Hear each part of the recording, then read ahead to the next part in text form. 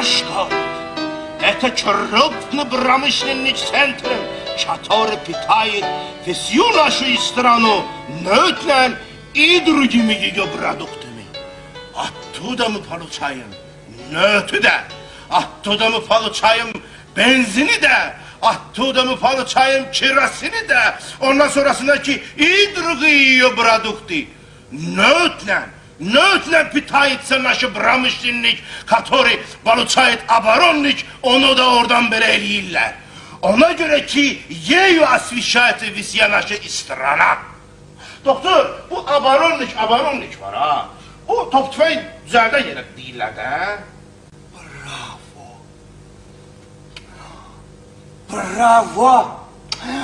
Sen anadan gelme, natiksen. Ben yanılmamışım.